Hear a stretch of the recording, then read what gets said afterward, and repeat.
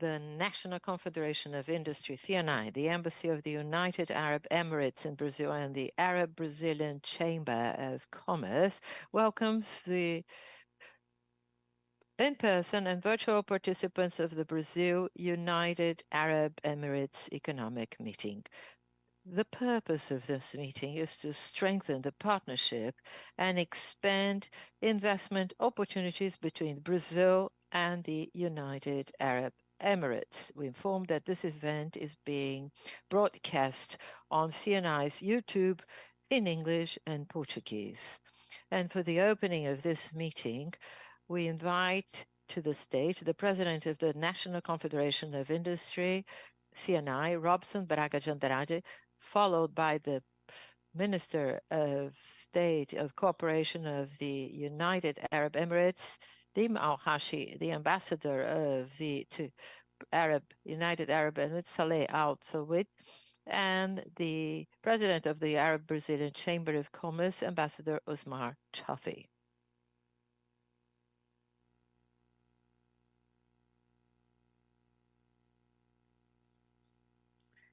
We'd like to give the floor to the President of the National Confederation of Industry, Mr. Robson Braga de Andrade. Distinguished Minister of State and Co-International Cooperation of the United Arab Emirates, Abe al-Hashimi, Distinguished Ambassador of the United Arab Emirates, Saleh Ahmad Al-Sarim, President of the Arab Brazilian Chamber of Commerce, Ambassador Osmar Chafer, and General Director of COP28, Mashid Al-Swad. Mr. Businessmen, businesswomen, ladies and gentlemen, as Minister, it's a great honor to welcome you at the House of the Brazilian Industry for this meeting. Be very welcome to this event and meeting of the Brazilian Confederation of Industry. Well, it's an initiative of the Confederation of Industry and also the Embassy of the United Arab Emirates and the Arab Brazilian Chamber of Commerce. In 2021, we led with the Brazilian Agency of Export and Investment of Brazil, a prospective mission to Expo Dubai. We gathered the largest delegation of business people in Brazil to visit an Arab country. In total, we followed 362 representatives of over 230 companies, institutions linked to industries that took part of seminars, meetings, technical visits with the prospects of doing business and attracting investments. Some important partnerships were signed during the mission, generating the expectation of enlarging and very much our businesses with the United Arab Emirates, and both as investment and also in terms of trade.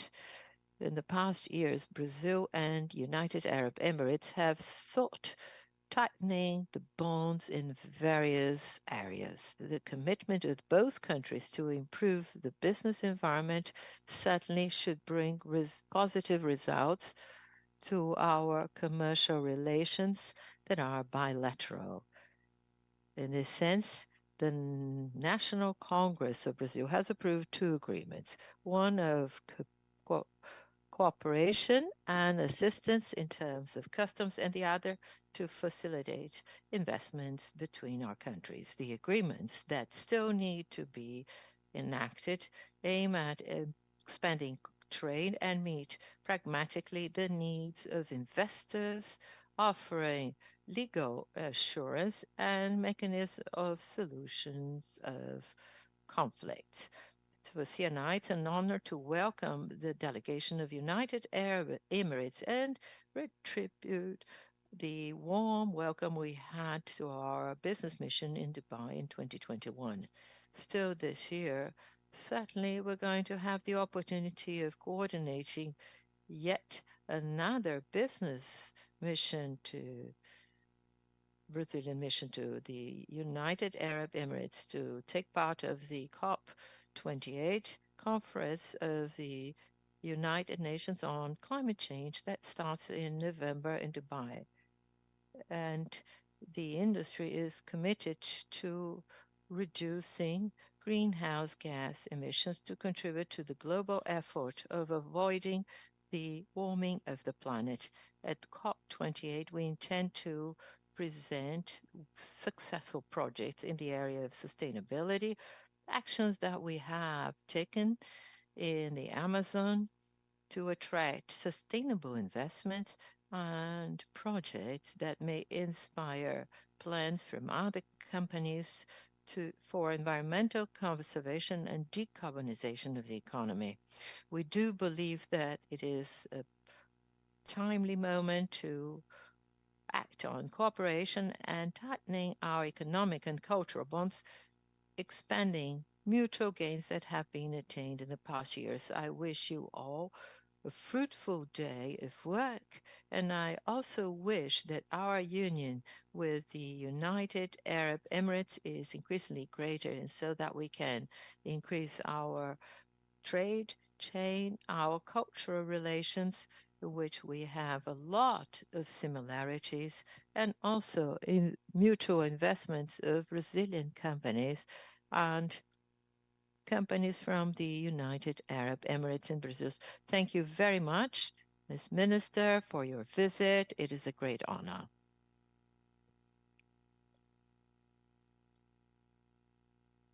We would like to give the floor now to the President of the Arab Brazilian Chamber of Commerce, Ambassador Osmar Chafi.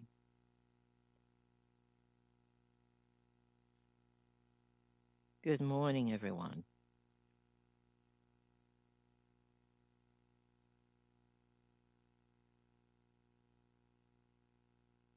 Mr. President of CNI, my dear friend, partner of many joint initiatives, distinguished Ms. Ali Al-Fassis, State Minister of International Cooperation of United Arab Emirates, Mr. Ambassador of the United Arab Emirates, Ambassador Al-Swaidi, and I'd like to greet the other ambassadors present here, dear friends, dear business people, delegation of the United Arab Emirates. It's a great satisfaction for the Arab Brazilian Chamber of Commerce to take part of this economic meeting Brazil, United Arab Emirates, along with the National Confederation of Industry, along with the Embassy of the United Arab Emirates. I'd like to greet presence of all, and particularly Ms.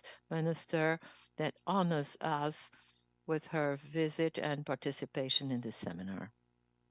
Our partnership with your country, Mrs. Minister, shows the certainty that we have a lot to gain with a cooperative and constructive vision, be it in the commercial relationships and also institutional ones. The group of Arab countries, if they are considered in their ensemble, have become the third largest commercial partner of Brazil with trade around $33 billion. The Arab countries in this beginning of 2023 have broadened their purchases in the Brazilian market, and we've seen a growth of 11% in Brazilian exports to the Arab world that have reached a mark by $7.6 billion in exchange. In this total, the United Arab Emirates were accounted for $1.2 billion in a trade that includes a great variety of products, food, drinks, auto parts that led the Emirates to a position of the second buyer of Brazil from amongst the Arab country. The other way, so importing of Arabic products from Brazil. It has a lot to grow. In January this year, we imported almost 19% less than the same period as last year. It is a significant drop that motivates us to think about new strategies to foster interchange between amongst possible initiatives. We have emission reduction like this so that business people, investors of the United Arab Emirates get to know the Brazilian markets, get to know the local consumer possibilities of investments, and establish local partnerships. We've also promoted the trip of Brazilian delegations to the United Arab Emirates, and we celebrated the efforts of the Brazilian government to boost commercial agreements that bring benefits to Brazil and also to the United Arab Emirates. I'd like to highlight the support that the Chamber of Commerce has been given to several people from the United Arab Emirates and also to Brazilians. I'd like to stress a recent event, APA Show, that is considered one of the greatest trade shows of food in the world. And during this trade show, the United Arab Emirates companies were able to have our support at all stages to obtain a participation of quality and with good results. I'd like to stress the institutional structure of the relationship between Brazil and United Arab Emirates, with several agreements, as Mr. President of CNI has mentioned, agreements that we've already had in different areas added to the commercial exchange that is so significant, shows the potential of permanent growth and deepening of our relations. And this framework allows us to expand economic, scientific, educational, and environmental cooperation, as we do hope it happens during the conference of the United Nations, the COP on climate change, COP28.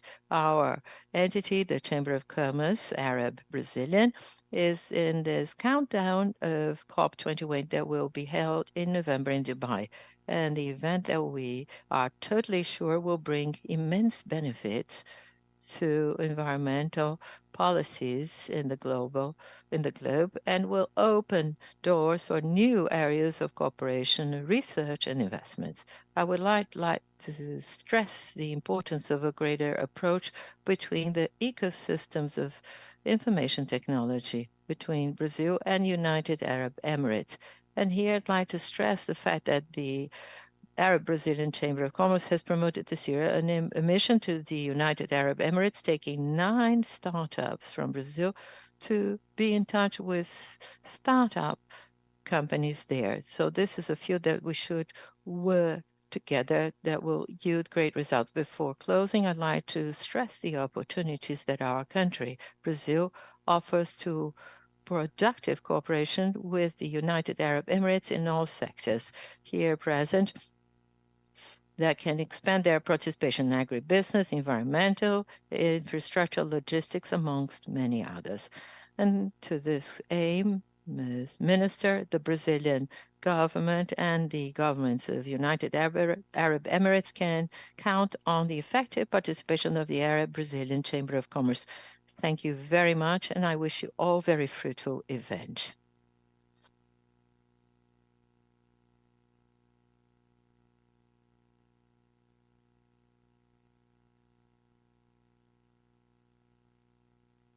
We would like to give the floor to the Ambassador of the United Arab Emirates in Brazil, Salih Al-Sarid.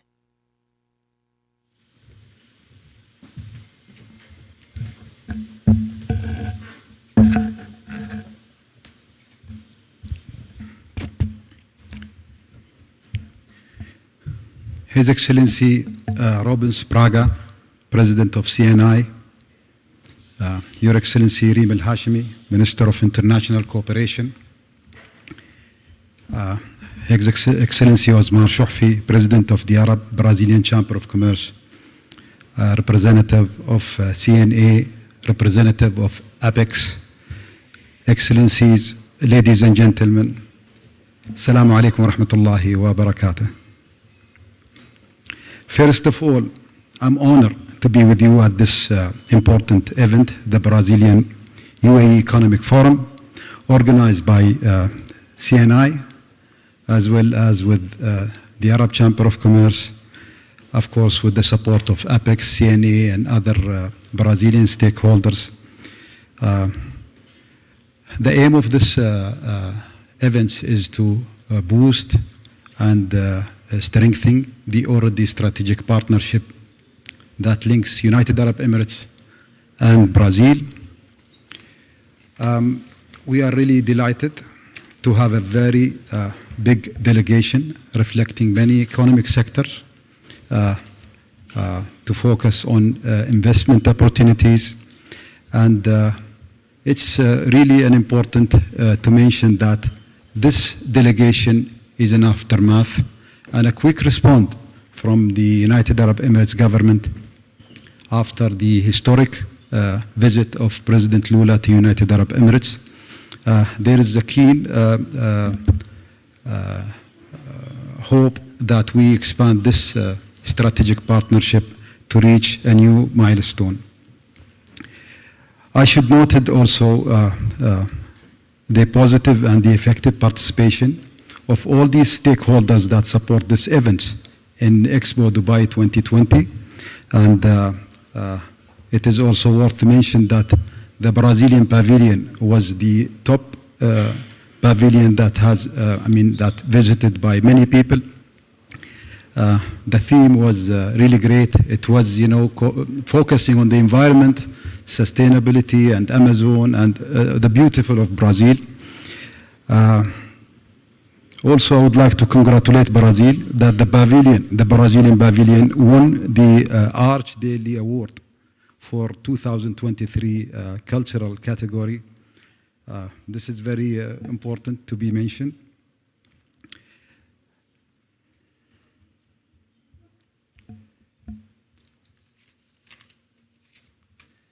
Again, we would like to emphasize that United Arab Emirates celebrated the 50th anniversary of the Union, maybe last year, with determination to strengthen economic partnership with many countries around the world, including Brazil. And we would like to diversify, this relationship in order for us to increase our, GDP that not depends on oil and gas. The focus is really great. It's food security, energy, all kinds of technology, defense products, space, health, and education, and many other sectors. Ladies and gentlemen, I would like to take this opportunity to invite the Brazilian community to take advantage of UAE projects and UAE progress to be part of this beautiful story of development in United Arab Emirates. Thank you very much for attending today.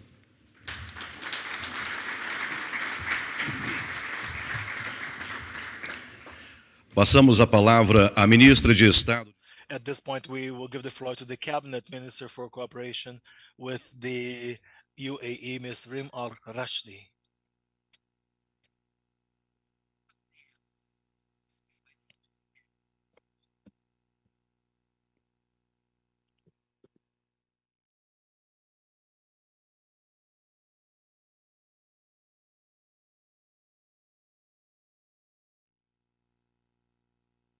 Extended to us. It's really a pleasure for me and for my delegation to be in Brasilia and really to explore opportunities that we are beginning to find quite fruitful with our Brazilian counterparts. The business delegation that makes up the team today is comprised of the top UAE industries. And if it underscores anything, it does underscore what a strategic relationship looks like. Because ultimately, however way we define the relationship between the UAE and Brazil, it'll really come down to the types of connections and exchanges that we are able to foster together. So on behalf of the UAE delegation, I'd like to express our delight at participating in today's business forum, our gratitude to CNI and to the Arab Chamber of Commerce for organizing and for supporting not only this event, but many events that we have had in the UAE, such as the Dubai Expo 2020, but also the World Skills event that happened in Abu Dhabi not too long ago. 1 year ahead of the 50th anniversary of our diplomatic ties, this forum also serves as another testament to the strength of our bilateral relations and the commitment of both of our governments to successfully reach out to ways in which we could elevate our ties. I'd here like to make mention of the 6,000 Brazilian strong men and women who live in the UAE. They represent a very vibrant part of our community and have really contributed to the strength of the relationship thus far, which means that our non-oil trade has also been able to grow by 32.1% in 2022, reaching a little bit over $4 billion. This increase in trade is driven mostly by higher exports, imports, and re-exports between both of our nations. And so, in this context, as the UAE gets excited about negotiating a comprehensive economic partnership agreement with the Mercosur, particularly under the leadership or the presidency of Brazil for the Mercosur, we anticipate that these trade figures increase even more so, with the hope, Your Excellency, that the 9 startups quickly become 90 startups and soon to be 900 and more. Because as you all know, and as veterans of the field, CEPA does not only reduce trade barriers between economies, but it also catalyzes investment flows. By catalyzing investment flows, it also catalyzes new partnerships across all spheres. The UAE is a gateway to the direct region and beyond, and we take great pride in our ability to play the role of a platform that serves a much larger and a much wider region. Beyond the bilateral, it's also quite important that we continue to coordinate on the multilateral level, and I'm very pleased to hear that both speakers before me highlighted the importance of COP28. As we, the UAE presidency, gears up to hosting COP28 later on this year, we will rely on partners such as Brazil, who have a long history of credibility in supporting climate action and in mobilizing green financing. In particular, I'd like to highlight the innovation that exists in Brazil, the innovation of your small and medium-sized enterprises, your technology sectors, all of which will contribute very positively not only to the success of COP, but more importantly, to an impactful, result-oriented outcome for the countries of the Global South, of which Brazil is a lead. I also would like to take the opportunity to underscore with great anticipation COP30 that will, we hope very much, will likely happen in Belém, here in Brazil. And so as we craft our multi-year presidency between both of our countries, and we seek a continuity of ambitious action, I hope that our teams and our private sector can begin to think of COP28 as a stepping stone to COP30. That type of action on climate finance, on nature-based solutions, on an energy transition that is focused on a just process or a process focused on justice, the importance of indigenous people, their health, overall health, and more importantly, a true South-to-South cooperation are the current priorities of COP28.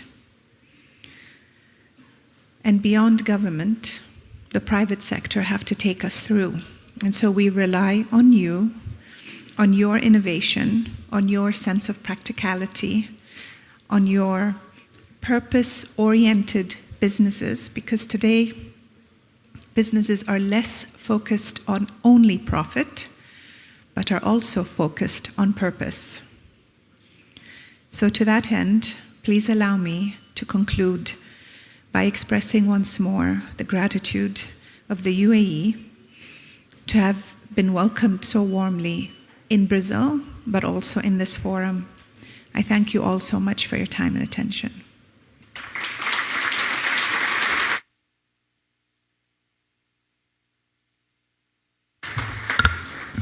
Agradecemos às autoridades e convidamos para que retornem aos seus lugares no auditório.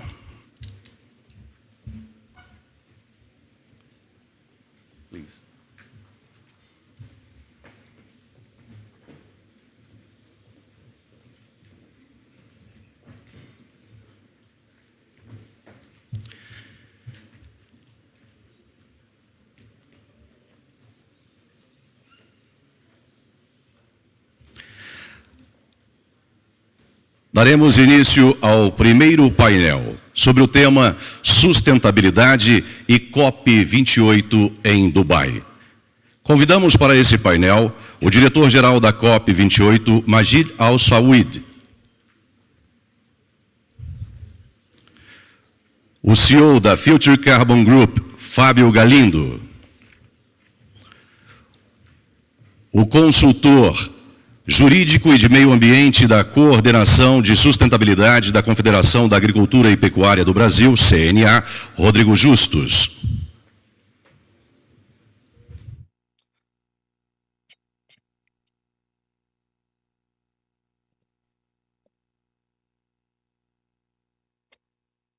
And the session moderator, Executive Manager for Environmental and Sustainability with CNI, Mr. David Bontempo.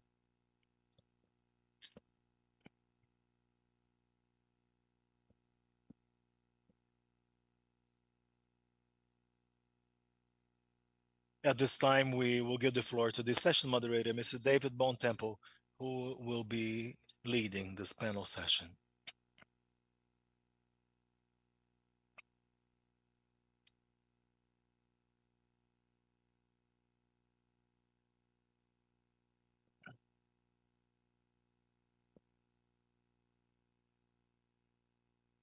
Good morning, everyone.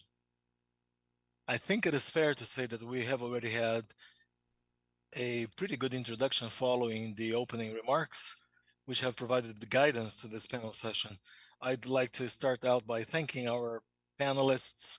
I am joined by my co-worker, Rodrigo, representing CNA, the National Agriculture Confederation. Majid Al-Saouid is here representing the UAE. He is the ambassador and also the Director General for COP28. I'd also like to thank Fabio Galindo, the CEO and President of the Future Carbon Group, CEO and Board President of the Future Carbon Group. And we hope, of course, to engage in a conversation to be able to pinpoint the initiatives and opportunities that this group will bring to our attention during the panel session. To start out, I'd like to show a few slides, very briefly, only 3 slides, to provide some guidance to our discussions and get our chat and conversation started. Here's the presentation very quickly. I just thought I'd share with you the strategy that has been disseminated by CNI for quite some time in previous COP conferences and other international fora. The strategy was shaped based on an understanding of the industrial sector, but also based on different interactions and discussions with or led by CNI, not only domestically, but also internationally. It is a strategy that has proved very relevant during the Glasgow COP conference and also during Expo Dubai 2020, when we were able to travel and visit several different booths, which covered 2 major topics that would provide guidance to the actions of different countries in the course of many years to come. And we will talk about these 2 points in a few more minutes, and they include energy and food security. So yes, that experience has helped us design this strategy. It reflects the CNI mission, identity, and state, a very clear mandate and mission in terms of our focuses of interest in line with Brazilian public policy. So each of these different actions are related to some kind of normative action undertaken by CNI. Today we have 4 large pillars. One regarding energy transition, which includes energy efficiency projects and renewable energy such as wind, biomass, solar, new technologies such as hydrogen, green hydrogen, and also hydrogen from natural gas with carbon capture.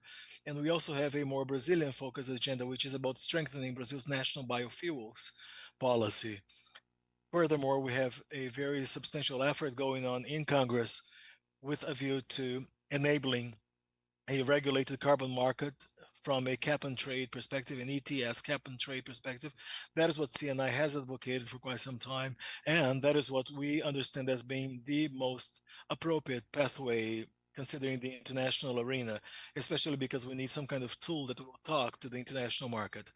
We also have a broader circular economy agenda, which involves work not only in Brazil, based on a more recent project, but also based on international negotiations regarding the ISO standard development. And in this regard, I believe Brazil is in a position to provide its input and contribution. Of course, the government has its own role in terms of command, inspection, and control regarding deforestation, but the door remains open for the private sector when it comes to the bioeconomy opportunities. So that is, in a nutshell, our agenda. Here are some of the images showing how CNI has performed a relevant role in different COPs, COP26, COP27. Recently, we've been to the Hanover Fair, and other COP conferences have already been held where CNI also contributed with the Brazilian Ministry of Foreign Affairs, the Itamaraty. And of course, we wish to keep up the good work, especially as we look forward the upcoming COP28 conference, which will be held in late November, early December in Dubai. So for the upcoming COP28, we already have a pretty well-developed program. We will be having a COP conference where we will be disseminating documents and views and stances to the government so as to help the government move on with the Paris Agreement negotiations. The COP meeting, the pre-COP meeting will be held on September 12th, and all of you are invited. We will also, of course, hope or rather work on the missions, the traveling missions and related issues. And we will also disseminate a much awaited document, which is the industry decarbonization plan. We will use the document to showcase the relevant milestones and goals all the way up to full decarbonization of these more energy intensive sectors. More importantly, we will also disseminate information on how that will cost so as to match costs vis-a-vis funding and also professional training and development to welcome the new transition economy. So in that spirit, may I give the floor to Mr. Majid Al-Swaid.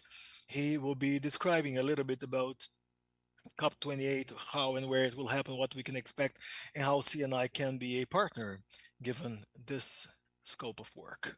Thank you.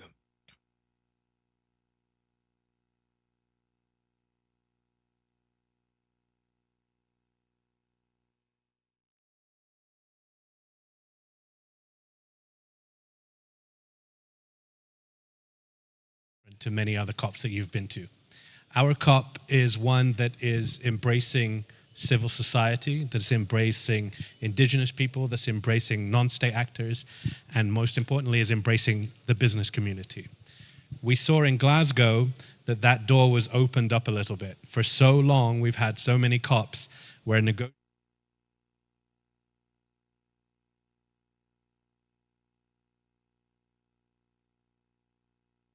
those people that they were affecting. And as we've seen, we've had COPs that are incremental in effect. The Paris Agreement was a big outcome in terms of our global commitment to addressing climate change. But today, 7 years later, we're not on track to achieve those goals, unfortunately. We're not on track to keep global temperatures under 1.5 degrees. We're not on track to mobilize the capital that we need to do that. And we believe that that has to change. And at COP28, we can't just have another COP that is incremental, that just adds a small step in the conversation. We need to have big steps. We need to have leaps. We need to have a game-changing COP. And we can't do that without including the business sector and the business community. And we can't do that without including indigenous people, without including civil society, without including young people. Because we need to create a future of hope and opportunity. We need to create jobs. We need to create a development opportunity for countries. And by engaging all the stakeholders, we think that we can come to the solutions that we need to have to get us back on track to achieving 1.5 and back on track to mobilizing the capital. Since Paris, we were promised to have 100 billion in investment annually in climate finance. And we haven't seen that happen. And we need to go from 100 billion to trillions. And that can only happen if we have that governmental support paired with that private sector and non-state support that needs to happen. We in the UAE know this because our model proves this. And the UAE has built our country from government and private sector working together to develop the big, great projects that you see today in Dubai and Abu Dhabi. And hopefully when you all come to visit us for COP28 and for the many great events that we have throughout the year, you'll see what the public-private partnerships can do and deliver. And we live that. So we want that experience to be part of COP28. And we hope that you'll come and participate in that because we're taking perhaps a chance on the private sector. We're taking a chance on you. And what we're asking in return is that you come, participate in COP28, and help us to deliver on the things that we need to deliver. And what are those things that we need to deliver? We need to deliver on mitigation. We need to deliver a 43% emissions reduction. So that means all of us looking across the board at how we operate, how we live, how we work, how can we reduce those emissions, and how can we make the differences? How can we make the partnerships, the investments, and the projects that are going to bring down those emissions in a meaningful way? We need to have a global goal on adaptation and double adaptation finance. Many of us are impacted by the effects of climate change today.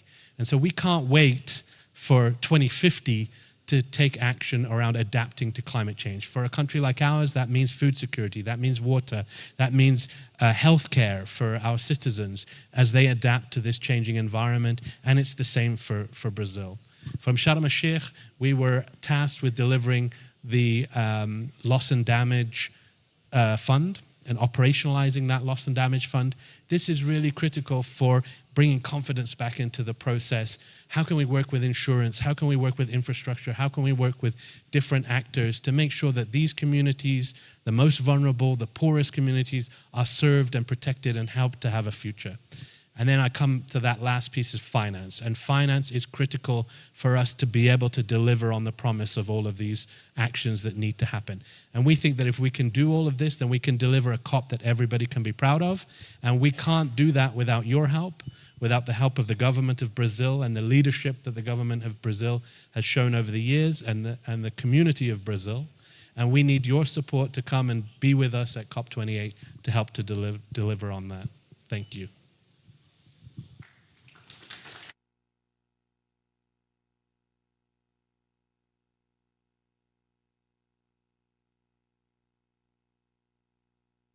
Thank you, Majid. I'd like to give Fabio the floor, but before I do so, I'd like to raise a few issues, even to properly connect the questions we're going to be asking next. We have not really tapped into some of the international trends and agendas, but we know that currently many companies and many countries are committed to climate neutrality and choosing as one of their main pathways the choice of expanding towards renewable energies, introducing new energies such as hydrogen, green hydrogen, carbon capture, and looking at CO2 as a commodity. We see quite a few players from the financial sector disseminating and publishing resolutions referring to lower credit opportunities and loans to meet the climate agenda and challenges according to relevant criteria. We also see a few barriers being raised by several blocs, such as CBAN and also the EU deforestation. So I'd like to ask Fabio, What is your view, Fabio, of this whole context around us today? And how do you view Brazil being positioned in this new global order? Good morning, everyone. Thank you, David. Thank you, Felipe. Thank you. Shukran, Sawadi.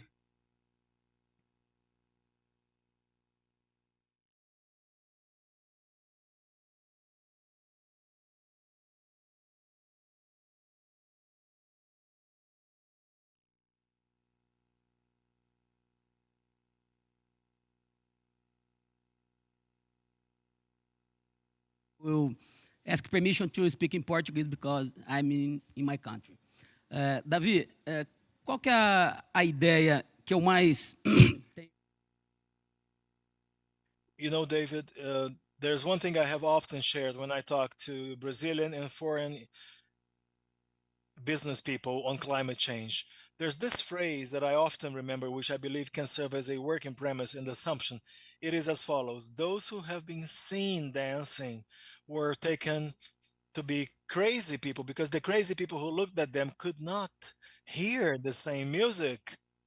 And that very much reflects or illustrates the climate agenda in the business world. There are those who have identified the fact that the world is changing, given the way they have read the new ways of doing business through the climate lenses. They're adapting themselves, they're investing in technology, they're waging a bet in clean energy, renewable energies, and trying to understand the impact of the climate agenda on their business, and trying to understand the optimal or ideal combination between profit with a purpose, profit with social purpose, and global commitment, because we're all, of course, dwellers of the same house, the planet. This may sound like a novelty for some, but for those of us who have already been bitten by the global virus, this is absolutely obvious and self-evident. The world faces a gigantic challenge, especially as regards the energy transition and the use of fossil sources or renewable sources of energy, which of course requires billion-dollar level investments. Some countries have an even higher challenge involving coal or carbon and other sources of fossil fuels. The fact, however, is that Brazil is the or a high-profile player when it comes to the 21st century green and climate agenda, from a strategic macro policy and global geopolitics. Brazil has the three development avenues for the 21st century. The first is about the energy transition. 80% of our sources are renewable, and we have huge potentials available considering wind energy, solar energy, green hydrogen energy, hydropower sources of energy, which are always an alternative, very relevant, cheaper, lower cost, and cleaner to enable us to provide energy to the whole world. The second development avenue we have in place is food security, or the transition towards full security, food security. The world is likely to have another billion people in the next few years, and we must find ways to feed these people and, of course, develop the world's best agribusiness and do so in a sustainable manner. Brazil has invested on this agenda. We have the Brazilian agribusiness is committed to forest conservation. Brazil's major forest conservation sector in Brazil is the agribusiness sector, considering the permanent preservation sectors and the legal reserve areas.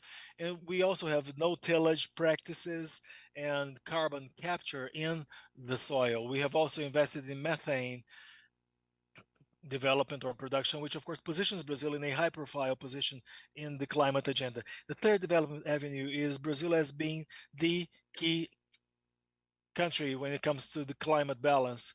The Amazon region is quite certainly the world's largest global asset, an extremely relevant asset for us to achieve climate balance.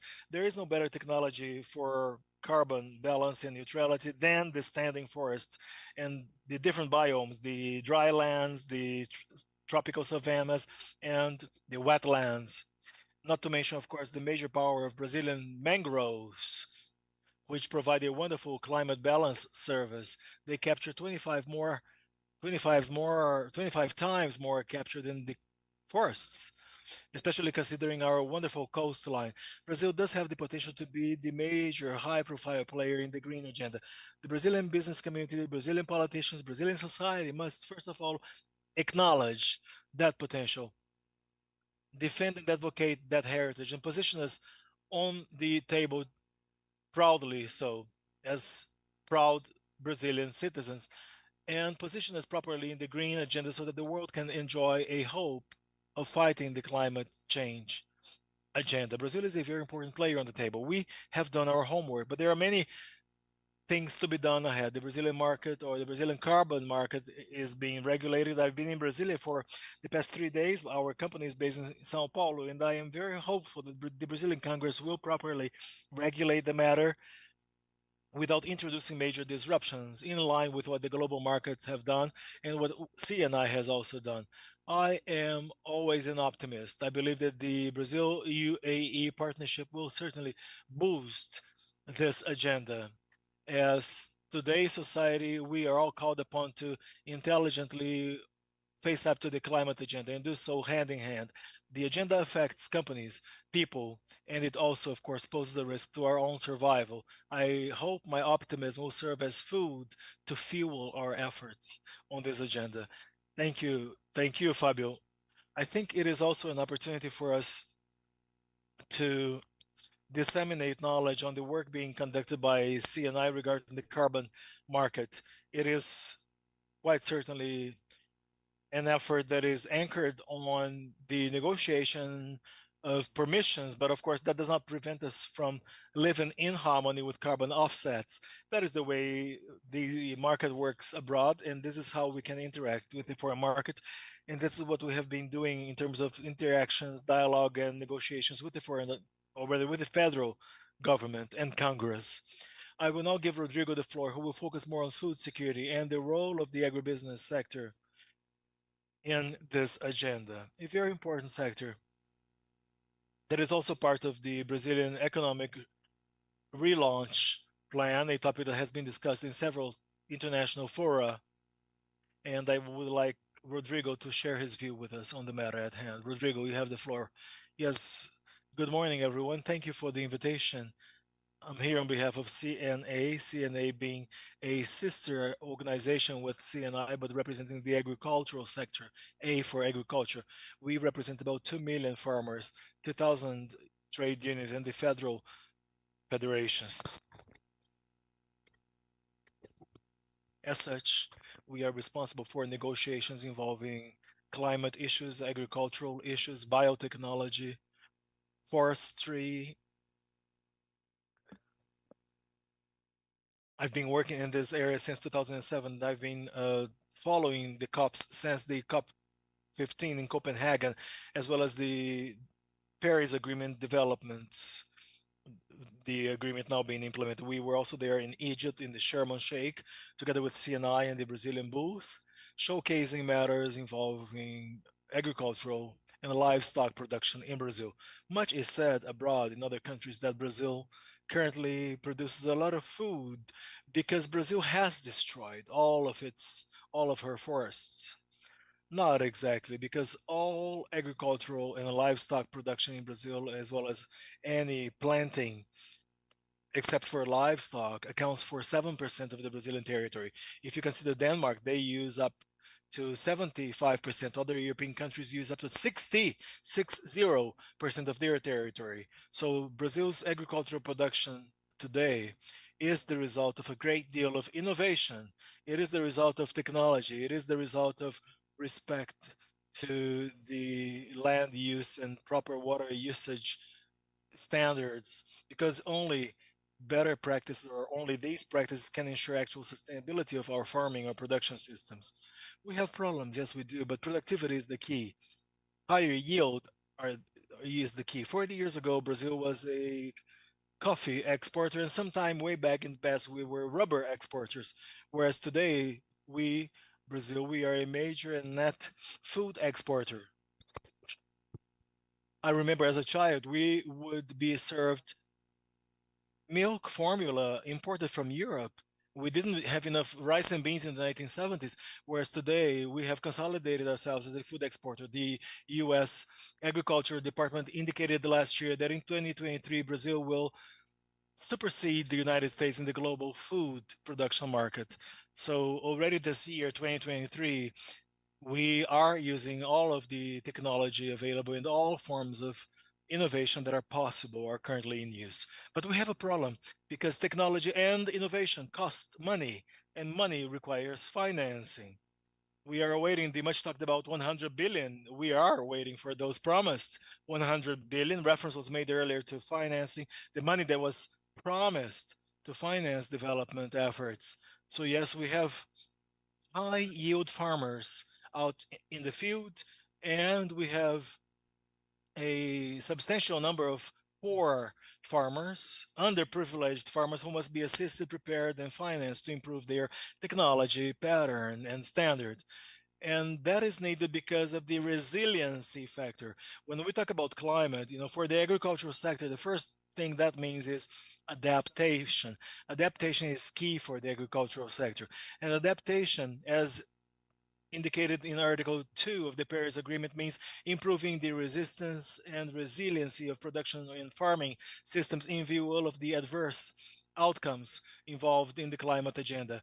So discussing agriculture in the context of the Paris Agreement, of course, the matter was appropriately addressed in the Paris Agreement. And we do expect and hope that in the upcoming negotiations that will be held in Dubai in COP28, we hope that a working group will be established focusing on mitigation as well as on the development of a mitigation and adaptation plan for the agricultural sector worldwide.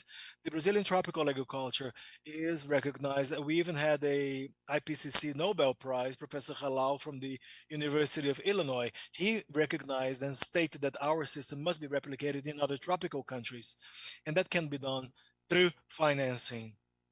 Africa, for example, has cooperation arrangements with Brazil for technology exchanges. And on our side, of course, we must do our homework. Is there illegal deforestation in Brazil? Well, we, the organization representing farmers, we have worked with Congress, we have worked with the judiciary in all types of negotiation because we believe law and order must prevail. People must respect and comply with laws. If laws are not working, we should, of course, try to improve the laws. But when it comes to illegal practice and irregular exploitation of timber or irregular timber exploitation and extraction, that is bad for our image. And worst of all, these people are not just exporting what they buy abroad, for example, in the UAE. Not really, because the exporting companies have a traceability system. Illegal players are unable to export from Brazil. They are unable to even secure bank financing. They are unable to register their names in corporate files or corporate registry for proper business environment. So we advocate proper compliance. We advocate farmers organizations, and we believe we should provide financing to small farmers so that they can improve their technology level. A lot is said about carbon sequestration, the forest, especially, but in the soil, we have 4 times more carbon than the sum of all the existing vegetation in the world. If we have degraded land poorly used, it will emit the carbon as well, and it will also be of no use for production and hard to recover. We have to recover our degraded land, bring it to production and quality productivity. And there are 2 aspects. Though in Portuguese we say food safety, food security. Well, there are 2 issues. First, foodstuffs with quality without being harmful to consumers with quality. And secondly, enough food to supply the population at reasonable prices. We've seen 3 years ago, the war in Ukraine, what happened, tripled the price of fertilizers and production costs went up and the prices of food is up. So now we are doing our housekeeping, but food safety should be addressed as key. That's why we are against taxes charging greenhouse gas effect gases from agriculture. It should be funded to be low carbon. carbon sequestration in agriculture is an indirect consequence of the use of good technology. It's not the result of a chart. If we go to small farmers and we want them to pay for the emission of methane in their crop, we are preventing them to actually also impairing their crop and their cattle. Or so, Davi, we see overall that technology is key. Brazil has certain issues. We need to overcome them, but we need to move ahead, and we will be increasingly, well, we'll have more attention paid to the food safety because the world population only tends to increase. Thank you. Thank you, Rodrigo. We're moving to the end of our panel, trying to stick to our time, and also the commitments of everyone taken up by everyone present. I'd like to go to the closing remarks by Fabio, Rodrigo, and then a message from Majid so that we can close our panel. Fabio, please.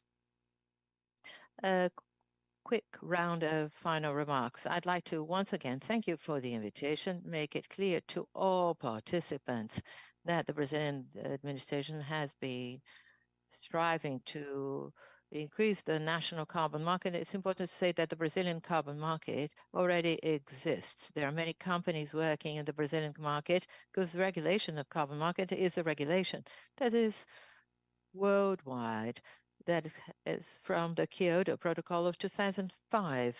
Brazilian companies produce carbon in our territory, especially forest carbon. Future Carbon, that is our company. It's a market leader. We are proud of that. We have 25 million tons of carbon projected in the flow. We have been in Brazil working with the World Concept impact carbon in addition to conserving forests is reinvest in the empowering inclusion of traditional communities, riverbank communities, and 30 million people that live in the region.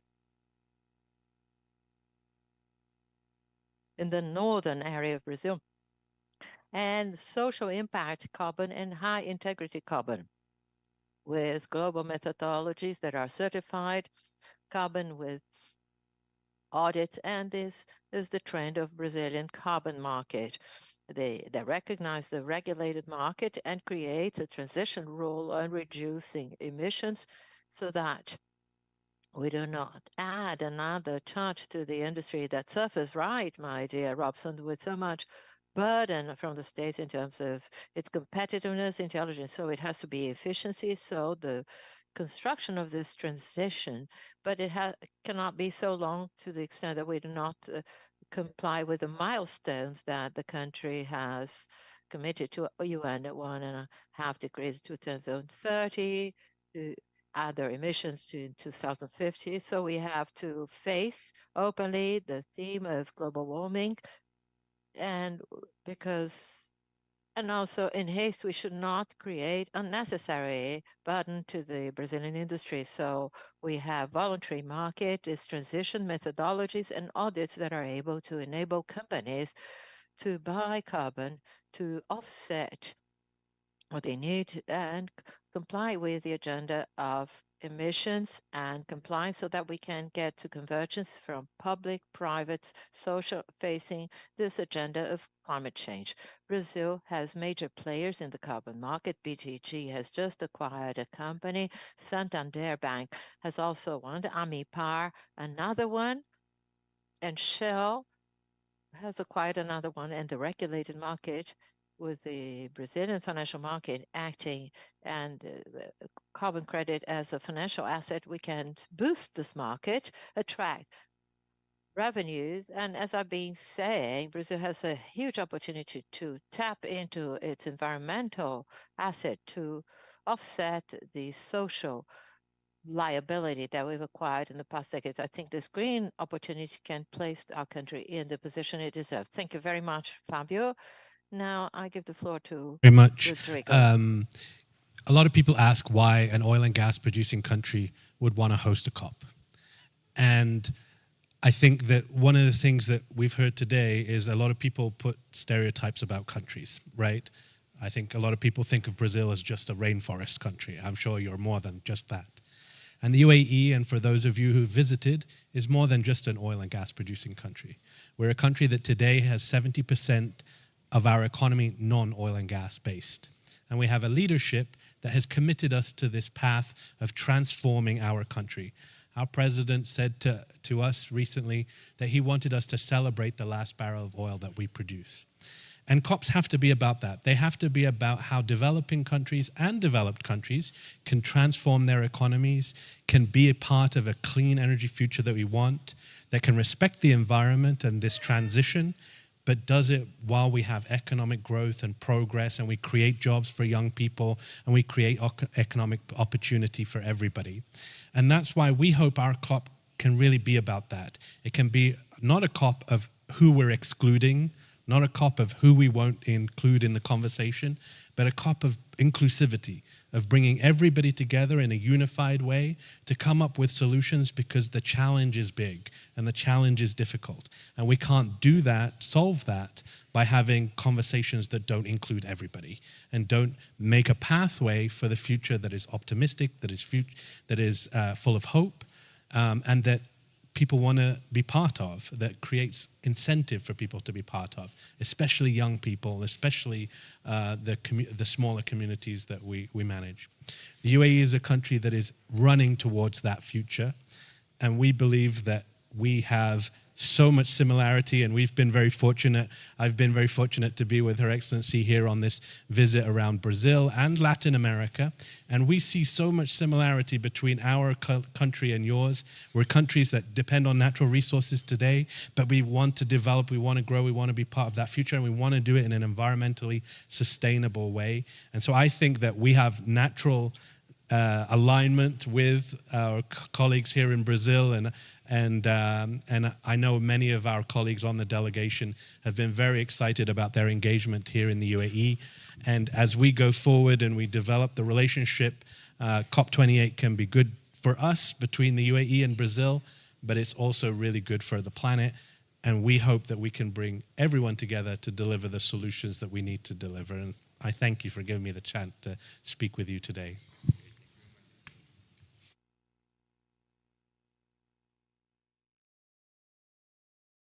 Rodrigo, your final remarks for us to close. Thank you. Just to end the aspect of our expectations for Dubai's COP, Brazil has an amount of preserved forest, and we do expect that this acknowledgement of the preservation of forest is translated into the participation in the carbon market, so that we have, by the countries that have used all their forests for other purposes in the past, they pay off Brazil for the climate issue, for the consequences of having this forest, for our low carbon agriculture, and that we are able to have a Brazilian market that is regulated, is carbon, as Fabio said, being very careful not to transform something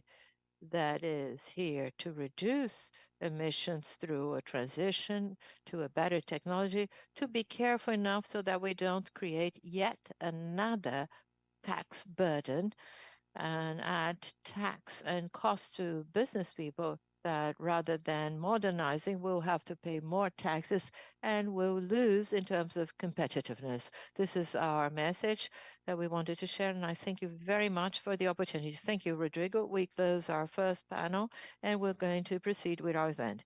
Thank you very much. We wish you all a great day. We thank you, all panelists, and invite you to take your seats in our studio.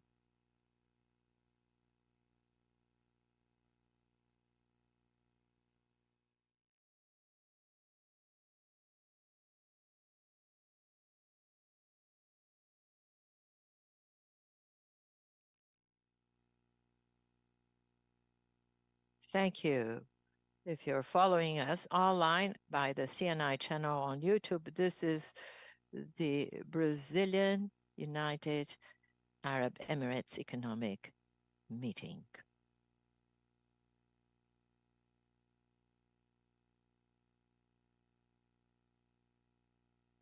We're going to start now our second panel of the day, whose theme is investment facilitation, or making investments easier. To be part of this panel, I invite the Superintendent of International Business at Senai, SESI, and EL, Frederico Lamego.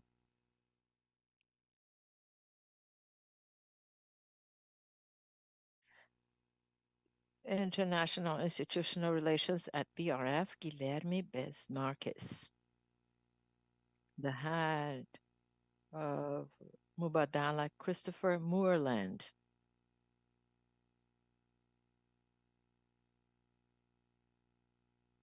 The head of Dubai Chambers Representation, João Paulo Paixão.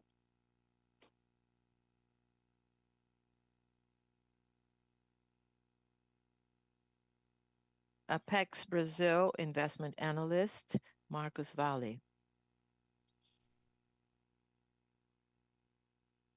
And for the moderation of this panel, I'd like to invite the Director of Institutional Relations of the Brazilian Arab Chamber of Commerce, Fernanda Cândido Baltazar.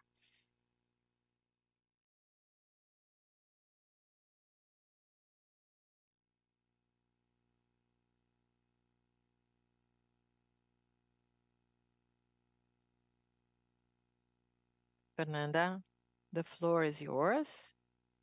We would kindly ask you to take your seats.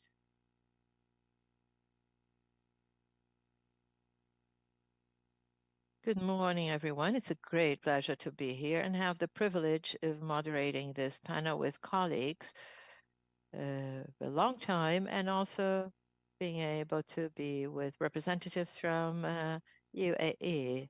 Before anything else, I'd like to bring up several things. Many things have been said before by the authorities, but I think it's valid to reinstate that the UAE is a relatively young country with 50 years over this time, has had a unique ability to develop and modernize. Today, 88% of the population in the country is made up by immigrants, has been making efforts to attract qualified labor and offices from multinationals in the world, as we'll have examples to discuss. Well, in addition, policies have been implemented to diversify the economy and becoming less dependent on oil. UAE is the sixth largest economy in terms of oil reserve, and the public policies launched have as a goal to improve competitiveness of the business environment in the country and strengthening the role of the private sector and privatizing companies, in addition to improving the ecosystem for the development of SMEs. Between 2010 and 2020, Brazil received 6.7 billion in terms of direct investment from UAE, moved from 18 to 44 companies operating in Brazil over this period of time. And according to FDI, 20 companies of the UAE had 27 projects between 2003 and September 2022. Dubai was the main origin of investments of UAE, Brazil, and Abu Dhabi is the third largest origin. In turn, Emirates was responsible for 170 million direct investment in Brazil into company direct investment. According to FDI, 18 Brazilian companies operated 19 projects in the country between 2003 September 2022. Dubai, Abu Dhabi are the places that have most received direct investment from Brazil amongst all locations in the Arabic countries in this period. Over this information, we can largest in the world providing technological services for companies of all sizes and segments. I think, Mr. Amigo, you have a small presentation, and I'd like to share with all of you that we have around maximum 10 minutes so that you can make your presentations, and then we'll close briefly with a final question. Mr. Lamego, the floor is yours.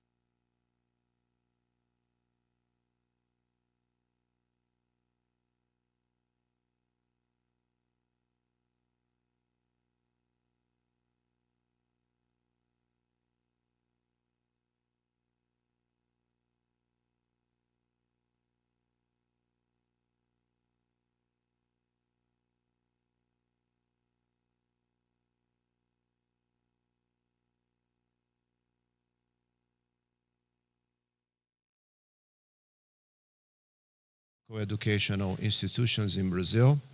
We have more than 2.3 million students and over 500 centers around Brazil.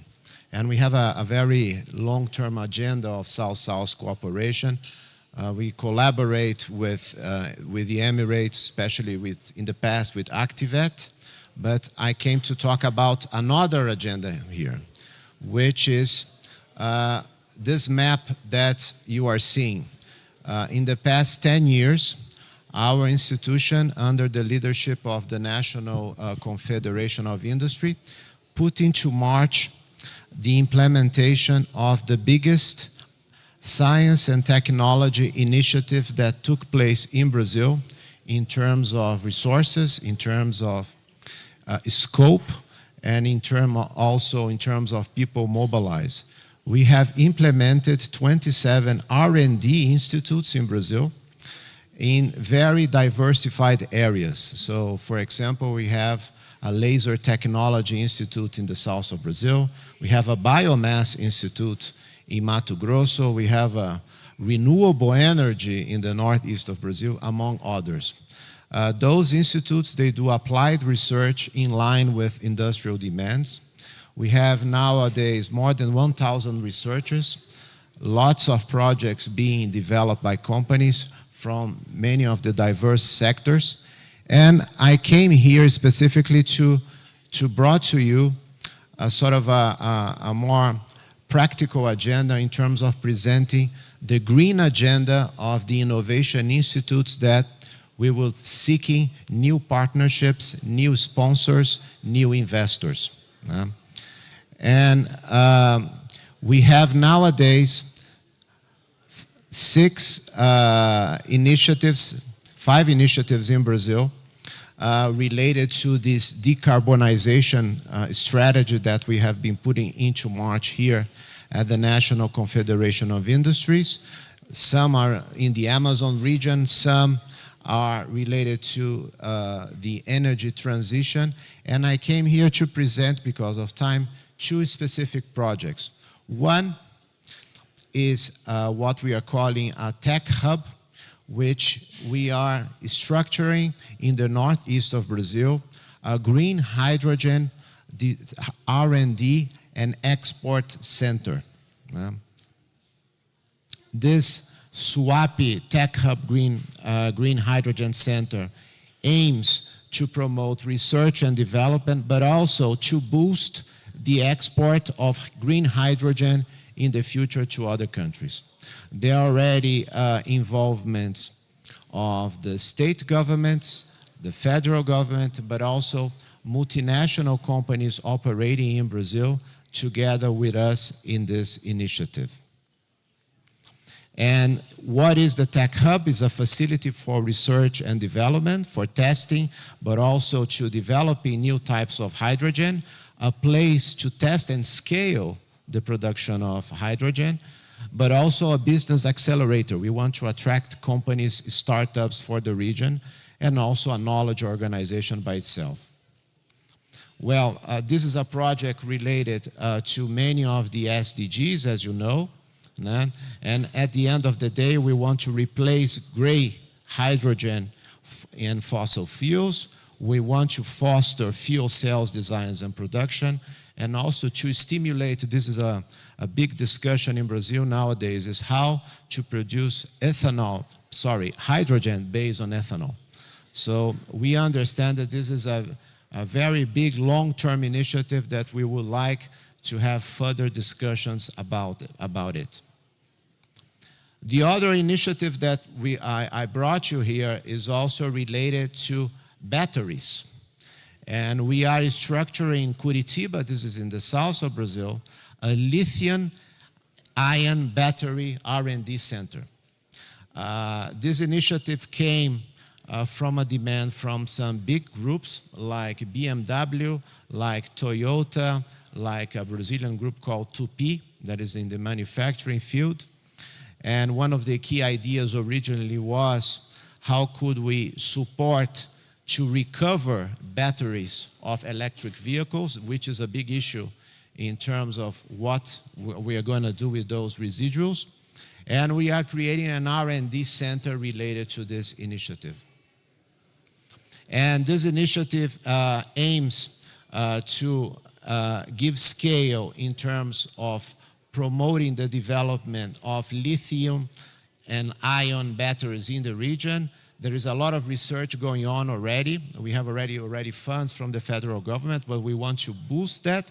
And most important, we want to try to use niobium composites in the development of future lithium batteries, which we understand Brazil has a very competitive advantage due to our natural reserves.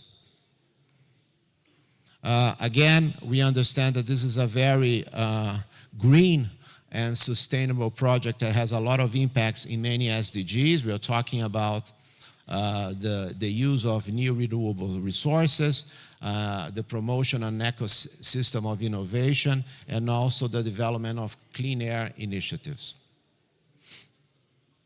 And what we want to bring to you is that we're looking, first of all, for investors and partners that can support us to give scale to this initiative. We understand that this is an ESG initiative from the start, but also it can reduce risks for future lending and investment for future operations of private companies that wants to be part of this initiative in the long term. So these are the two initiatives that I would like to bring. We have others, but this is the idea of the new green industry that the National Confederation of Industry is trying to boost, is trying to promote based on the network of innovation institutes that we have. Thank you.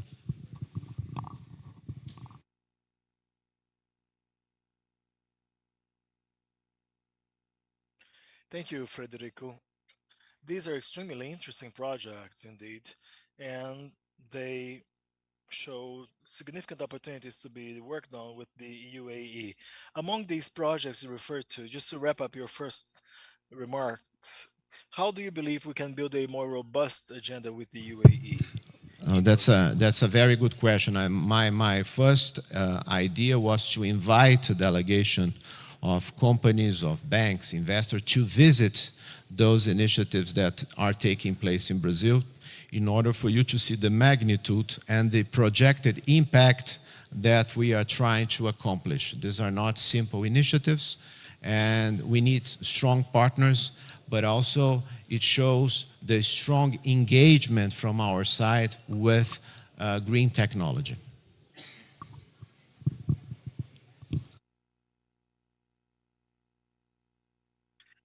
Thank you, Federico. At this time, I will give the floor to our representative representing the UAE markets, or focused on the UAE markets. He is João Paixão. He is the director in charge of the Brazil officer. He is with the Dubai Chamber, a public non-profit organization that provides service to associated companies and brings together the chambers of trade and digital business chambers. So to kick off our conversation, let me ask you the following question. The UAE has differentiated itself for providing a favorable business environment for different players. So can you perhaps discuss a little bit about that as well?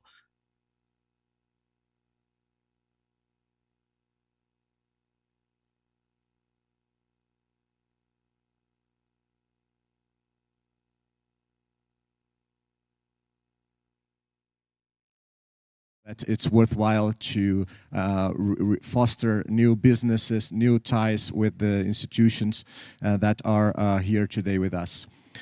Bom, respondendo a sua pergunta, Fernanda, para os nossos ouvintes aqui ao vivo e também na internet, de fato, os Emirados Árabes Unidos e, obviamente, a Dubai Chambers tem um mandato focado no Emirado de Dubai, mas nós temos entre as nossas 350 mil empresas associadas, diversas empresas de Abu Dhabi, de Sharjah, de Fujairah, de Ras Al Khaimah, Yamahan, companies that are also among us and have a presence in Dubai. so that we can use the location as a hub for the region. Several different initiatives have been launched by the UAE government in the past few years to modernize and upgrade the business environment, an environment that is already very good. Historically, the UAE, according to the World Bank reports, have ranked 16th among all countries in the world. We're talking about a small country, territory wise, smaller than the city of São Paulo in Brazil. Specifically, Dubai has 3 million people, but there a substantial population circulates. Last year, more than 14 million tourists traveled to the region. Brazilians numbered 100,000 visitors to Dubai. Emirates has weekly seats or has weekly flights. Many travelers leave Brazil every week to visit Dubai. So several things have been done by the UAE government to facilitate businesses, especially during the pandemic and even after the pandemic. As regards business and investments facilitation, the UAE government, one of the initiatives taken by the UAE government was to divide up the US Chamber of Commerce into 3 different organizations, as you indicated. Today we have one for the digital economy, chaired by the Minister for Artificial Intelligence of the UAE himself. The Dubai Chamber of Commerce continues to support companies currently operating in Dubai. Many Brazilian companies are included and are active in the animal protein, cosmetics, commodities trading segments or sectors, and Dubai Trading International, chaired by Sultan bin Salim. His Excellency is also the chairman of the Deep World, which seeks to push companies away from their comfort zone towards international expansion, while also attracting new companies to operate in the UAE. Now, speaking to the Brazilian companies and considering the roadmap leading up to the upcoming COP and the strategy to reach new markets, the UAE strategy is a plug and play strategy, meaning Brazilian companies, once they connect to the Emirates hub, either in Abu Dhabi or Dubai or other cities in the UAE, will be able to have access to several different regional markets, bearing in mind the most recent trade agreements between the UAE and India, for example, Indonesia and Israel, among the most important trade agreements.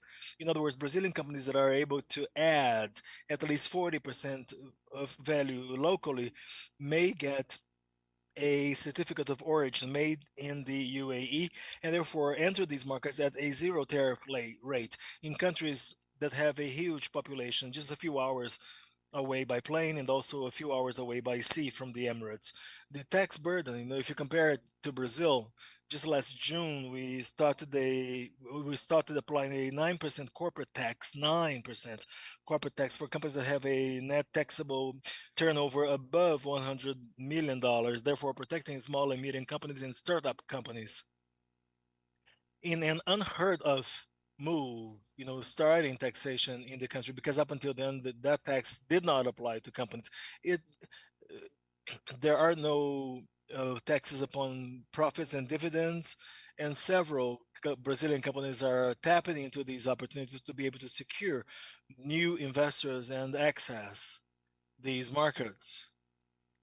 It should also be called to mind that currently in effect is an agreement to avoid double taxation between Brazil and the UAE. Just last year, an investments facilitation agreement was established between Brazil and the UAE, and we already envisage this movement in the form of bilateral investments from the UAE to Brazil to make the most of this good moment or the good momentum.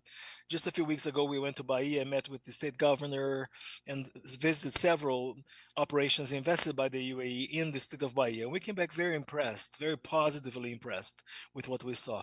Of course, Brazil has some progress to make in terms of improving the business environment, but I believe Brazil is moving in the right direction, and there are several organizations available to support the investments flow. The Dubai Chambers has had an office in São Paulo since 2017. We also have a presence in 20 other states to support the Dubai companies that may be interested in, of course, engaging with these countries. But we also have the key support from the Brazil Arab Chamber of Commerce, Apex Brazil Invest.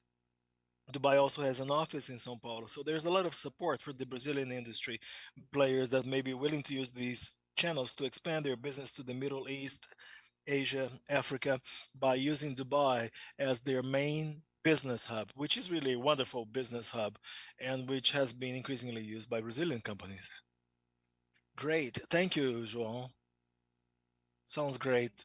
All right. Now moving on with in dovetailing with what John mentioned regarding the possibilities in the UAE markets, and more particularly the Dubai market and city, as an example of this long-standing relationship, or the long-standing relationship of a business company, I'd like to invite Mr. Marcus, who is head for global investments with BRF, one of the world's largest food companies with a presence worldwide. They also have a commitment to research and innovation. They have a presence in the UAE, have a very strong footprint and presence there. So Guilherme, since you're head for institutional relations, international institutional relations, maybe you could give us an overview of the company's focus on the UAE and the respective approach, and also your future outlook. Thank you. Yes, thank you so much. First of all, Fernando, I'd like to thank you for the invitation to attend this panel session. I wish to thank CNI as well as the Chamber of Commerce and the Embassy. It is a pleasure for me to speak a little bit about BRF and its presence in the UAE, because the history of BRF abroad overlaps with its presence in the region and exports from the times of Sadia and Perdigão exports to the region. Sadia was one of the first Brazilian food brands to export into the Gulf since the 1970s. So we have had a presence in the UAE basically ever since the country was founded as a nation, meaning that a very long-lasting partnership has been established based on mutual trust and an absolutely strategic partnership, considering the company's BRF's strategic scenario. You may not know BRF, but you probably do know our brands, Sadia, Quali, Perdigão, which rank among Brazil's 10 most important brand names. Among the Brazilians here, I'm sure you have in your fridges products carrying many of our brands. But the fact is that at any rate, BRF is a company that starts out in the field. More than 10,000 integrated farmers from small properties and farms. We have about or almost 100,000 collaborators with more than 80 years of history. We started small in the hinterlands of Brazil, and today we have a presence in more than 130 countries in the world. And one of the most relevant countries into which we export is the UAE. Last year, more than 70,000 tons of products were exported to the UAE, which means that it is certainly one of the most important destination markets for one of the world's most relevant poultry exporting companies. So yes, we have a very relevant presence there, not only regarding the exports scenario, but as you indicated, we also have a local presence in the UAE. In 2013, we started building a plant in Kizadi, which was commissioned and began to operate in 2014, an investment of more than $60 million.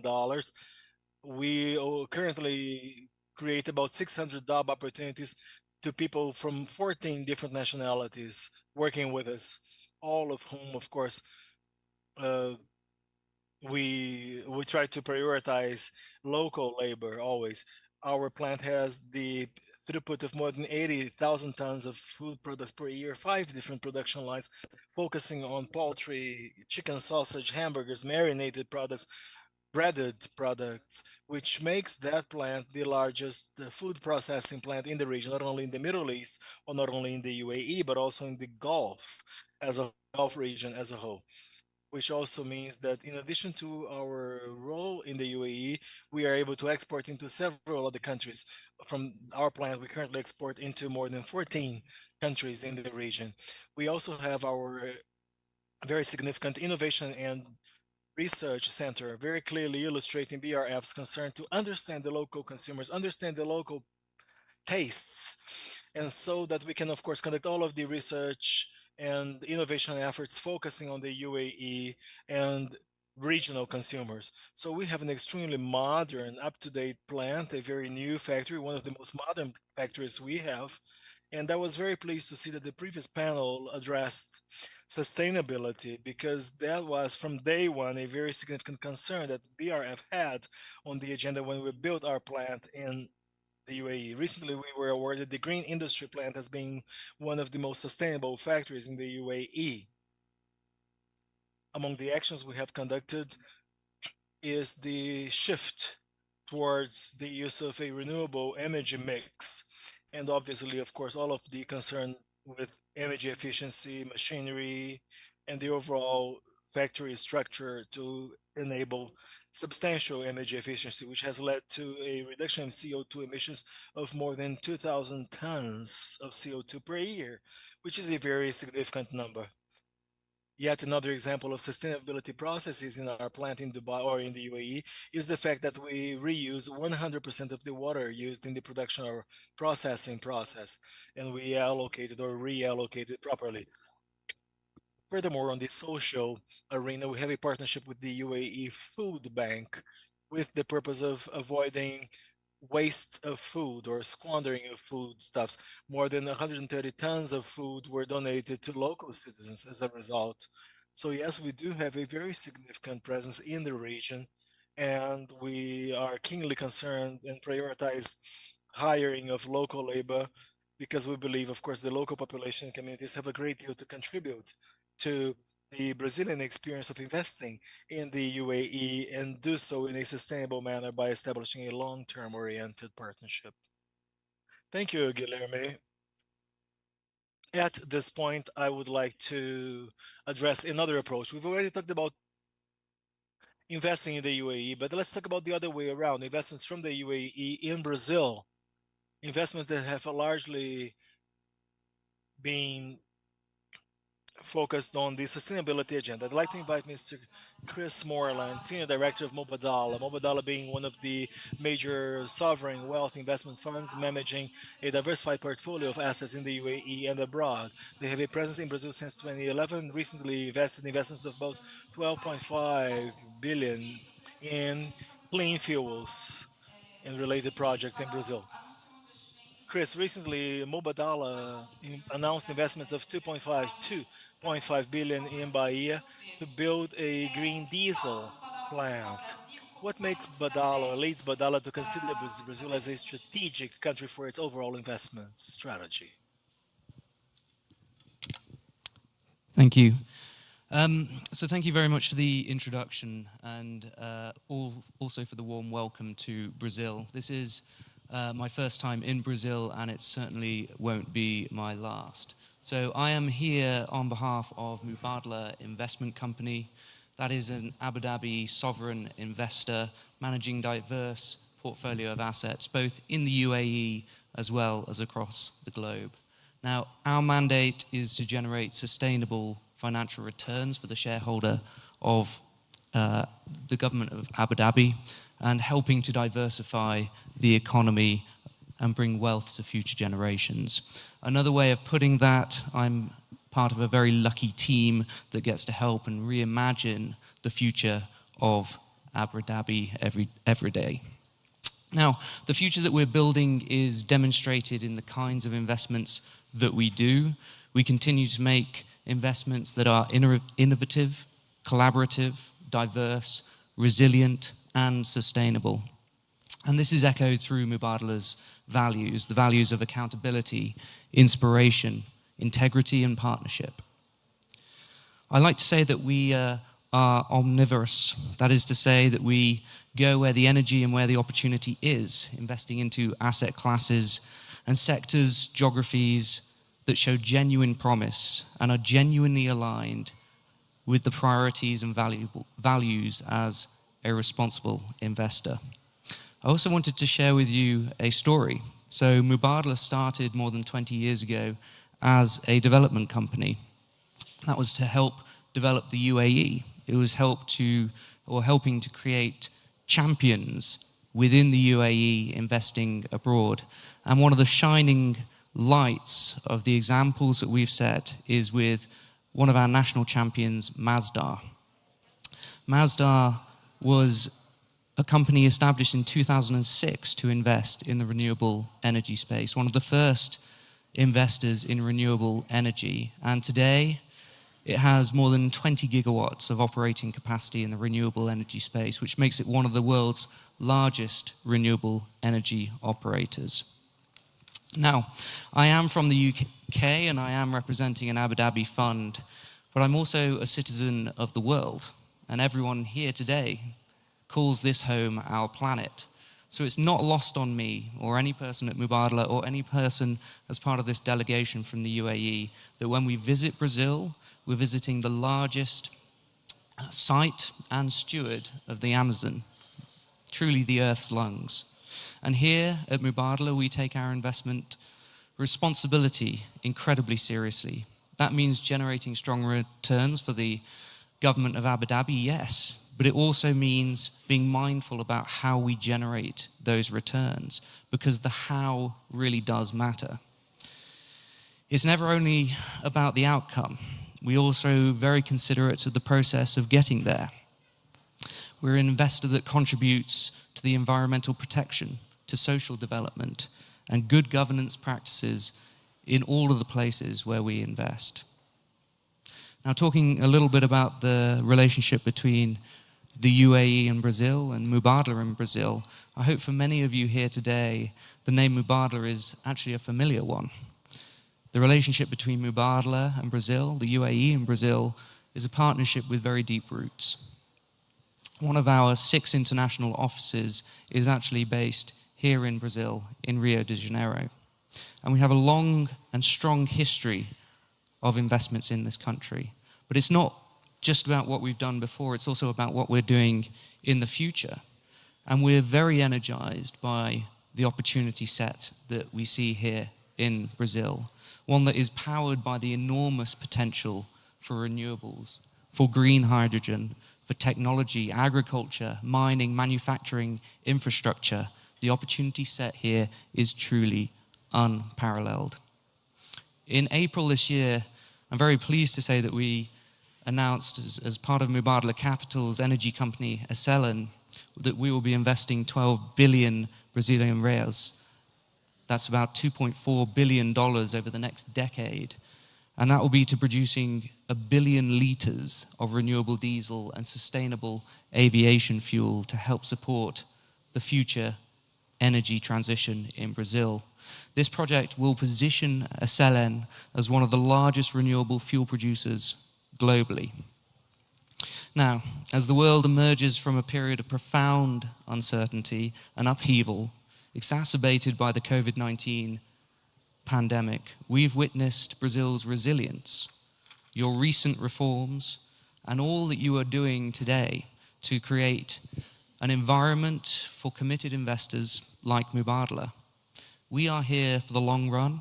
This is a partnership, and our strategy and hopes will help foster the development, the economic development of this country. It will create jobs, and it will accelerate a sustainable growth in Brazil.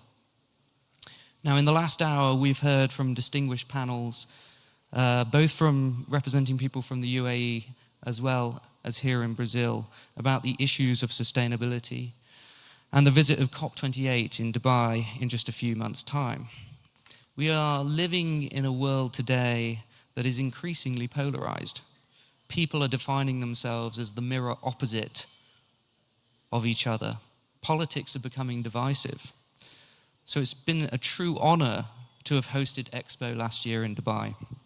And we look forward to hosting COP28 in Dubai later this year. And it is these forums that bring us together. It breaks those barriers that need to be broken for the world to come together and tackle the common goals of this planet. COP28 is going to be the opportunity for the entire UAE to tell the story and the next chapter of the story of sustainability and prosperity through sustainability. I, for one, am very much looking forward to being part of that story and returning to Brazil in 2025 as part of COP30, where the collaboration and the partnership will surely continue. And just as a closing remarks, I hope you can sense the optimism in my voice about the opportunity set here and the close collaboration that has existed between Mubadala, the UAE, and Brazil, and the partnership that is going to continue. It's a time of possibility and promise for Brazil, and I'm very grateful to be a small part of it. Thank you very much.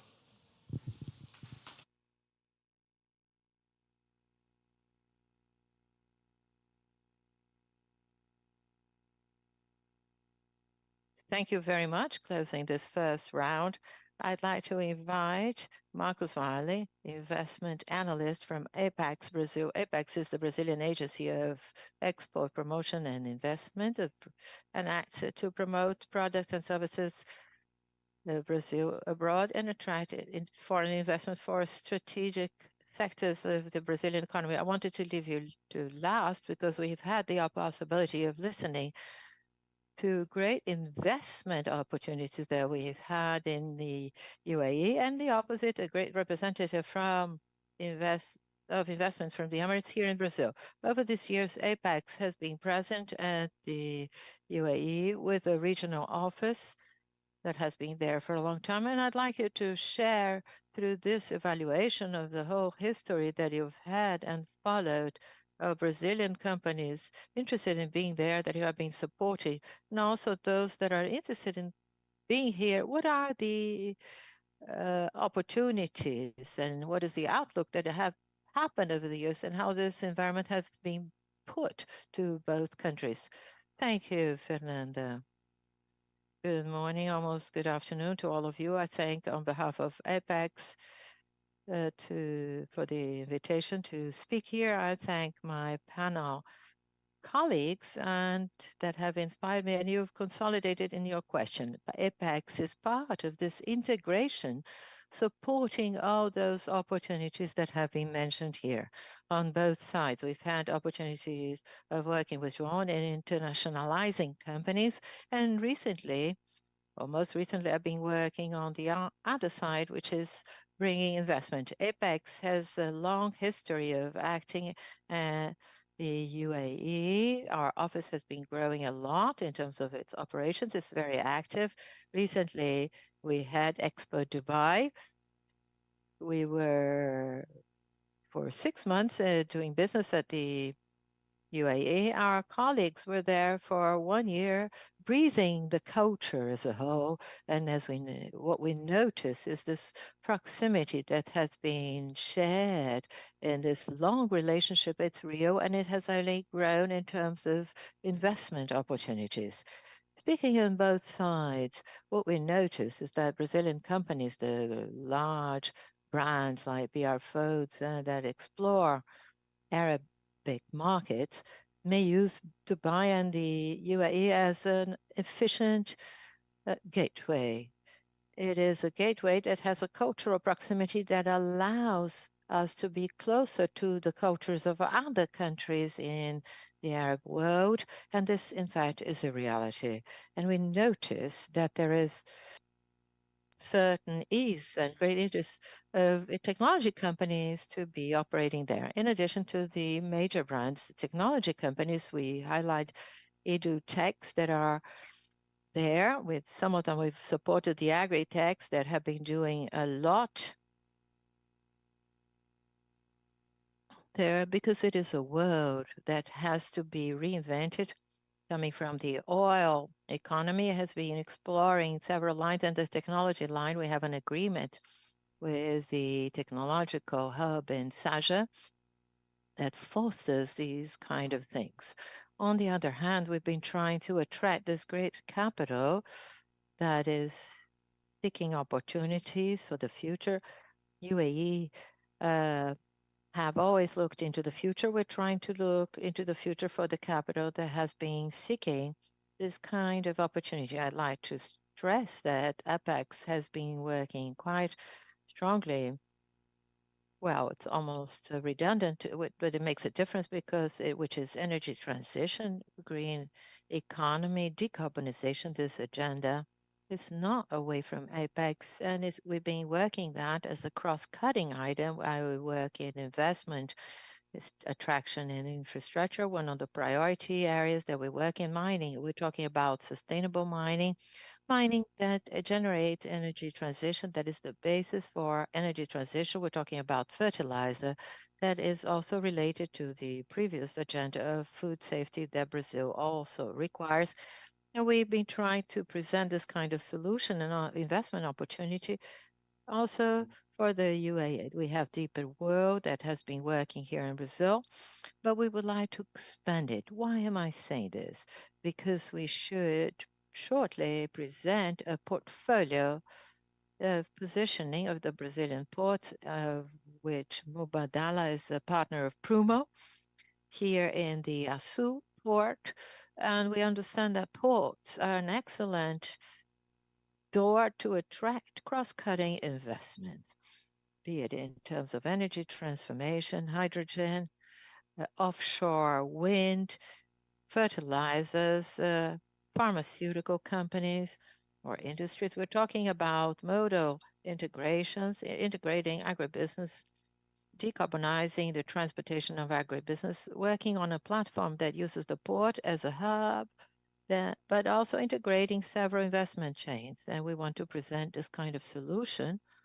And I believe that the UAE has great interest in that and other investments that may come from there. So with this, I'd like to show that we have great integration. And I'd like to take the opportunity of talking about SESI's, or Senai's actually, in technological centers that are fantastic. And we also want to bring investments to set partnerships for technological development in those technologies that have been presented. And this is also another gateway and bring interest because the UAE has this vocation of technological development and great support in that. This is how we see this, and Apex has been working to strengthen via our office, the embassy, the Dubai Chamber, or chambers of commerce, and that's how we move forward. Thank you.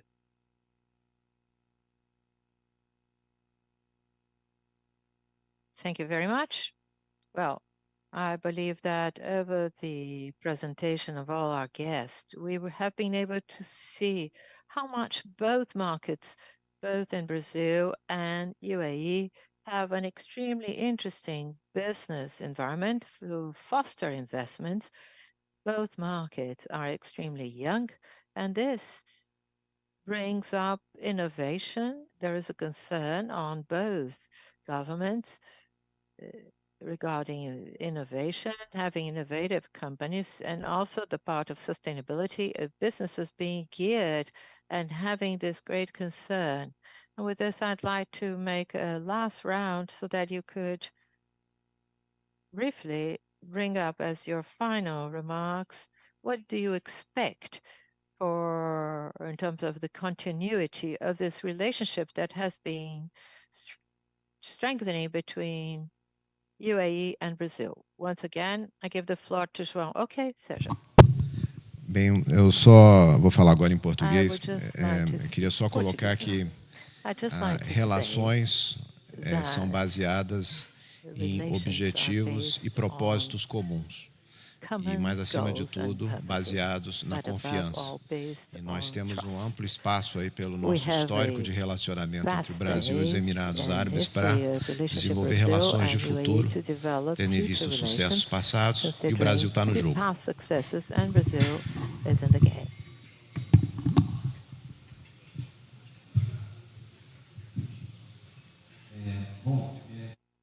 Well, to sum up some of the points that have been brought up here in line with the topic of our debate, I think there are various opportunities for us to take home as homework to reflect upon what can be done. COP28 offers to Brazilian industry a unique opportunity of taking part of a global event where Brazil will have a major role, considering it being its headquarters or actually hosting it, the COP30, and the importance of taking Brazilian companies to be there and take part in the debate.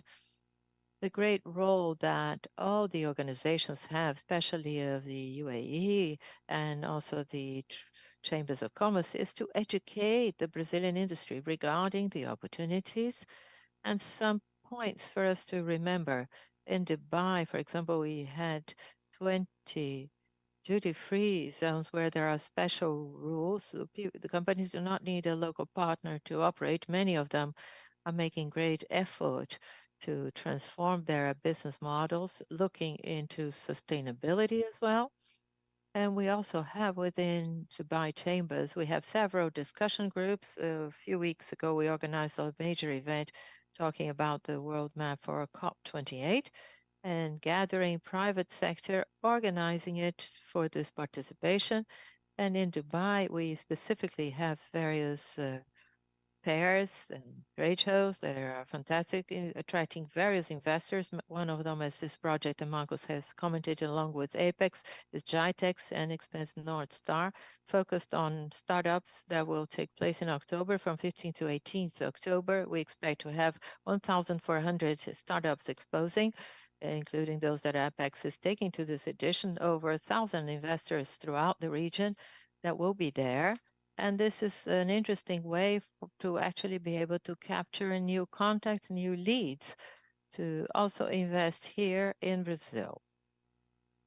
A last point that I'd like to that I consider important is to get the support of Brazilian industry, also to take this message for the federal government, the importance of an agreement, of resuming an agreement of free trade between Mercosur and United Arab Emirates, something that would be strategic to increase the flow of trade between the two countries. Last year, only of non-oil trade, that is most important to us, was $608 billion traded by the UAE. Brazil commercialized with the world 607 billion. Just to give you an idea as to how the UAE operates as a hub of global trade, and I believe if there were this recovery of discussions, we would be able to increase even more, not only the trade flow, but also of investment. Our office in São Paulo is available to help in the soft landing of companies that want to freely discover which free zones are most interesting for their business, how to get good contracts for hiring local people, to issue visas for accounting, law firms. We want to be one of the first doors that Brazilian industry may actually knock on for the UAE, obviously with all the partners present here at the panel. Thank you, Guilherme. I'd like to thank again, say that innovation, sustainability are two of the fronts, the totally relevant action for UAE and BRF in this relationship of trust and strategy. We are positioned in a very correct way in the country with all our partners and having our partners, customers, the government that have served us in a very courteous way and establishing a relationship that allows BRF to continue operating in the country and expanding its action and local presence. We've seen that this has been important. As a national company, we try to seek to get to know the countries before operating with them, and the UAE has allowed us to be more present and more significantly present, expecting or hoping that COP28 this year, where is a place where we can tell a story of BRF in Brazil. Thank you. So I think a lot of it has already been covered. It's around having common goals. It's around trust. It's around partnership. And it's also around the acknowledgement that this is a transition, or potentially a transformation is a better word to use. But that is going to take time, and it's going to take a lot of effort. It's going to have to take collaboration, more collaboration between governments, between industry, between private practice, with public support as well. As I said, sort of Mubadala has got a long history here in Brazil. We have several $1 billion worth of assets in country already, and we want to be part of that continued collaboration and transition.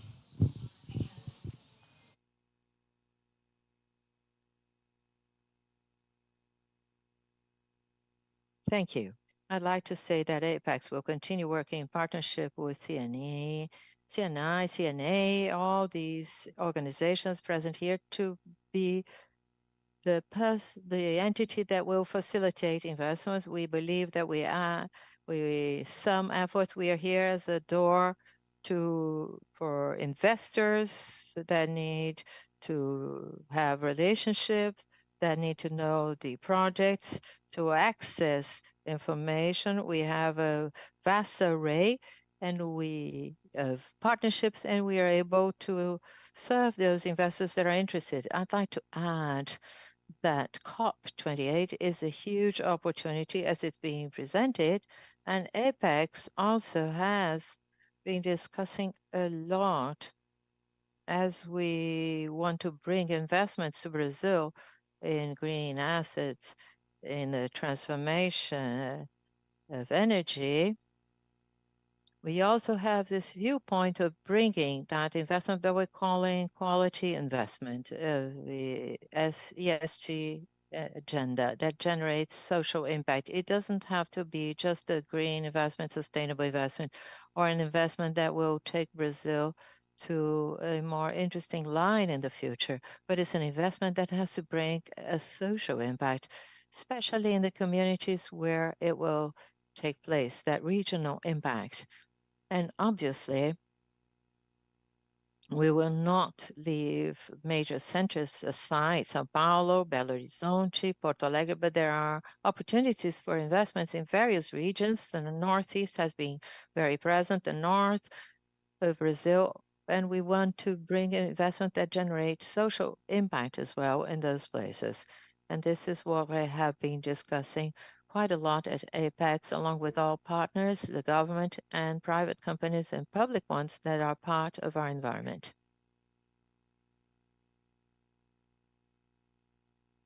Thank you very much. Once again, I'd like to thank the participation of all speakers with this rich discussion. And with this, I'd like to close the panel. Thank you, Fernanda, for mediating the panel. Thank you all for the collaboration of all participants of this panel. Now, I'm going to make a brief presentation of the business delegation of the United Arab Emirates present here.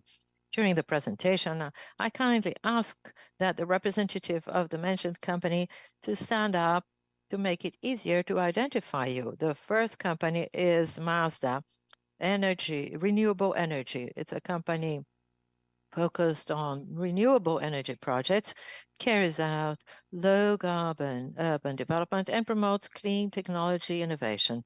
The goal is to be a model for a commercial adoption of clean technologies and a showcase for the United Arab Emirates' broader commitment to sustainability.